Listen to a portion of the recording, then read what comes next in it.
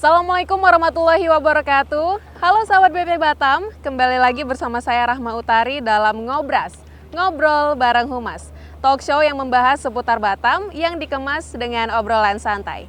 Nah sahabat BP Batam, pada episode Ngobras kali ini kita akan membahas mengenai pelabuhan logistik Batu Ampar. Sudah kita ketahui bersama bahwa telah dilaksanakan konsorsium antara PT Pelindo 1, PT Pelindo 2, dan juga PT Persero. Untuk itu sudah hadir bersama saya di lokasi Direktur Badan Usaha Pelabuhan Batam, Bapak Nelson Idris. Selamat datang Bapak dan selamat pagi di Ngobras. Ya, iya Bapak, bagaimana kabarnya hari ini Pak? Alhamdulillah baik, cuaca cerah, juga kapal-kapal banyak yang sandar di sini. Baik Pak, kita akan langsung saja ke pertanyaan Pak. Tentunya juga sudah dipertanyakan juga oleh seluruh sahabat BP Batam dimanapun mereka berada. Nah Pak, seperti yang kita ketahui bersama, pengembangan dan pengelolaan Pelabuhan Batu Ampar ini kan nantinya akan dilakukan nih Pak oleh PT Pelindo 1, PT Pelindo 2, dan juga PT Persero. Boleh diceritakan nggak sih Pak, gimana prosesnya sampai PT Pelindo 2 yang ditunjuk untuk mengembangkan dan mengelola Pelabuhan Batu Ampar? Baik Bu Tari, proses ini sudah berlangsung lama sebenarnya.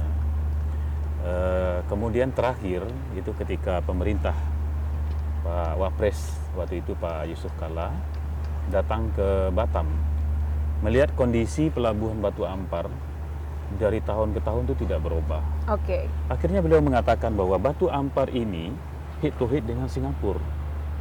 Ya, kita berhadapan langsung. Benar. Tetapi kenapa pelabuhan kita tidak berkembang? Akhirnya beliau mengatakan harus segera dikembangkan. Nah, joinlah dengan Badan Usaha Pelabuhan yang sudah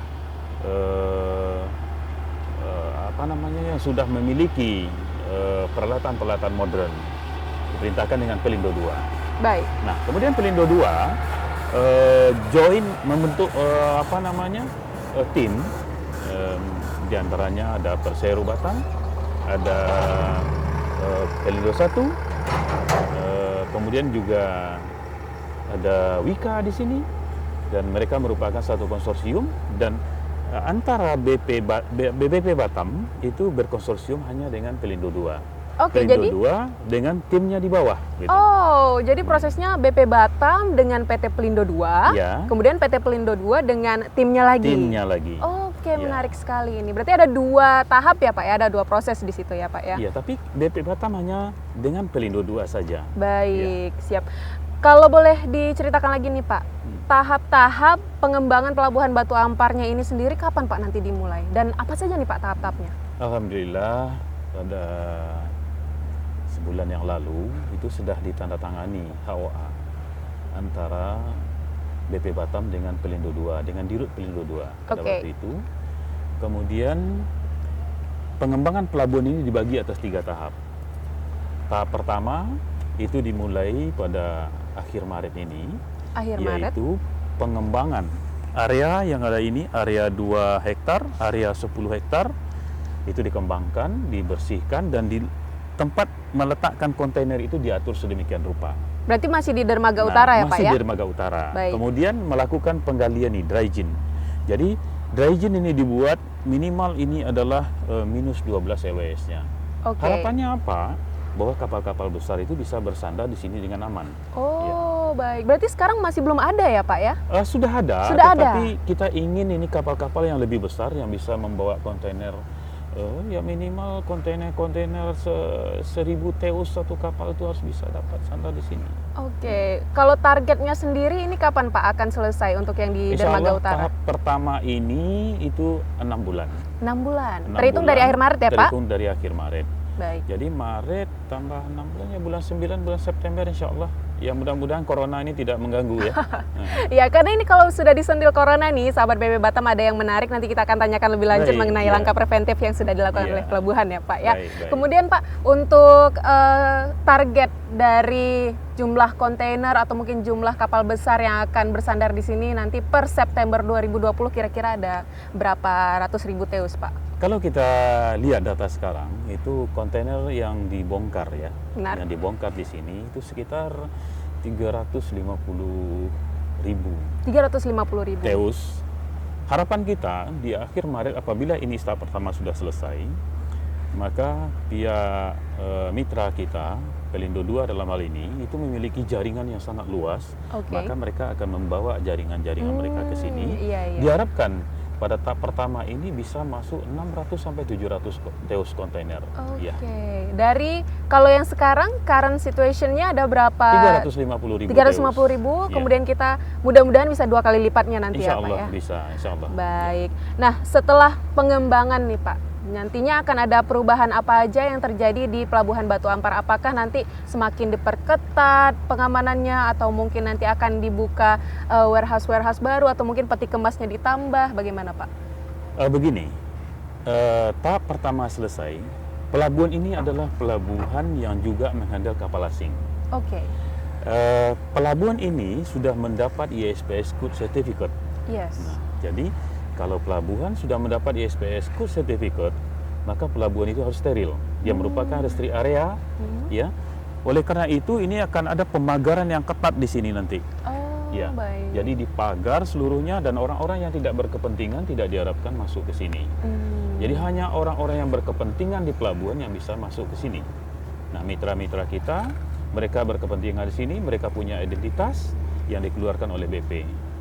Baik, kalau berbicara mengenai identitas sendiri, untuk pengamanannya apakah ada klasifikasinya Pak, mengenai motor, mobil, truk, atau mungkin biaya-biayanya yang disertakan juga kepada mereka? Ya, kalau untuk hal demikian, mobil itu punya stiker yang dipasang di kaca depan. Kemudian kalau untuk orangnya, dia mempunyai identitas yang dikeluarkan oleh BP sendiri. Pengemudi maupun tamu ya Pak ya? Pengemudi saja? ya, pengemudi atau orang yang berkegiatan di sini. Oh, Jadi baik. identitasnya dipasang di sininya. Selalu ada itu Selalu harusnya ada. Pak ya? Bagi mereka yang tidak memiliki identitas, demikian ya, disebut dengan apa namanya, pas ya. Pas. Kalau mereka tidak memiliki ini, mereka tidak bisa masuk ke sini. Oke. Nah, jadi itu adalah salah satu upaya kita untuk mengetatkan hanya orang-orang yang berkepentingan yang bisa masuk ke sini. Baik. Kalau sekarang kita lihat ya di tempat-tempat lain begitu, masih ada orang-orang yang hanya pergi menengok-nengok. Nah, jadi apa upaya kita untuk mengatasi itu? Di samping pasada, di depan juga ada PAM kita. PAM kita akan selalu memeriksa orang-orang. Oh, kalau tidak memiliki maaf, silakan dilengkapi dulu pasnya. Baik. Ya. Nah, itu sahabat BP Batam, jangan sampai masuk ke Pelabuhan Kargo Batu Ampar tidak memiliki pas. Apalagi kalau mau dharma wisata atau Iya. mungkin bercengkrama dengan keluarga, jangan ke sini ya Pak ya. Jangan. Salah alamat tuh. Kita khawatirkan loh Bu, kalau itu terjadi. Kenapa tuh Pak? Ini dilihat kan, ada alat-alat bongkaran yang demikian Benar. besarnya, dan kemudian Kerennya juga besar ya, ada Pak, ya? kren besar-besar. Mm-mm. Dan akibatnya nanti kalau terjadi kecelakaan bagaimana? Benar. Nah, jadi kita hindarkanlah yang demikian. Banyak juga teman-teman yang ngotot pengen melihat, tapi mereka sebenarnya tidak paham dengan safety. Nah, itu ini dia, yang harus Pak. kita sosialisasikan. Pelabuhan bukanlah tempat untuk berwisata. Nah, berbicara soal safety nih Pak, kira-kira standar apa saja sih Pak, atau peralatan apa saja yang wajib digunakan selain helm? Kita kan sudah pakai helm nih Pak. Nah, apalagi Pak kira-kira untuk petugas nih terutama? Untuk petugas memiliki pakaian seragam khusus yang sudah disiapkan oleh instansi kita untuk pegawai kita. Dan untuk pegawai-pegawai daripada kapal-kapal, seperti yang kita lihat kapal sandar di sana, ya, mereka mempunyai peralatan khusus safety untuk kegiatan di pelabuhan. Baik. Dan semua orang yang pergi ke sini, seperti kita saat ini pakai ini. Ya. Ya. Minimal Nah, helm ya Pak ya? Minimal helm dan Ya. kemudian sepatu kerja. Ya, kalau tertimpa misalnya oleh benda-benda berat, jari-jarinya tidak luka, karena Iya. sangat vital sekali. Benar, apalagi kalau sampai pakai sendal jepit itu bahaya sekali ya Pak ya. Sekali jangan. Jangan Tidak ya Pak ya, boleh. Itu tidak berbahaya. dianjurkan tentunya. Iya. Nah Pak, kan sempat beredar isu bahwa adanya penolakan dari jasa kepelabuhanan. Lalu apakah pengembangan dan pengelolaan Pelabuhan Batu Ampar ini nantinya akan mengganggu Pak operasi yang telah berjalan saat ini? Sebenarnya begini. Tahap pertama pengembangan pelabuhan ini adalah di bagian utara ini, Baik. bagian utara. Nanti pelabuhan ini kan dibagi dua, utara dan dermaga ini ya, utara dan selatan di sana. Ya. Pengembangan pertama itu adalah di utara. Di utara itu kita benahi sedemikian rupa sehingga dia mencapai keinginan yang Telah disepakati sudah ya? disepakati. Nah, kemudian kegiatan yang sekarang berlangsung banyak adalah di pelabuhan utara. Di pelabuhan selatan, maaf. Di pelabuhan selatan dan pelabuhan timur. Ya. Ya.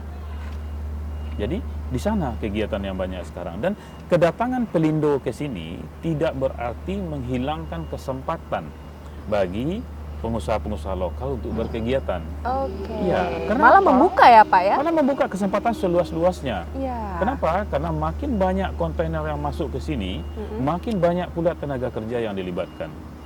Nah itu. Jadi Baik. sama sekali mereka tidak tersingkirkan. Gitu. Iya.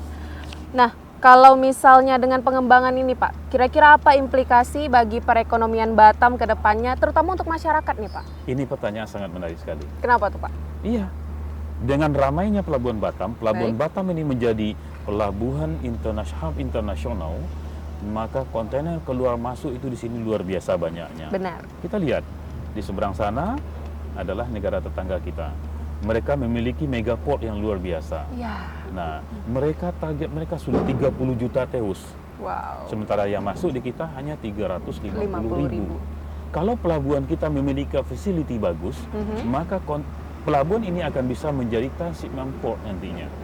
Nah, kalau sudah menjadi transshipment port, jadi orang-orang yang akan mengirim barangnya ke Indonesia mungkin, atau dari Indonesia ke luar negeri, atau dari luar negeri ke Batam, bisa langsung ke sini.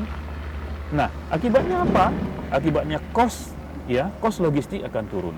Nah, akibatnya cost logistik akan turun, barang-barang akan bisa lebih murah, dan tentu berkegiatan lebih banyak untungnya untuk masyarakat Kota Batam, dan Kota Batam bisa lebih maju. Kenapa saya katakan demikian? Kenapa tuh, Karena pelabuhan ini adalah salah satu pintu gerbang terbesar bagi Batam.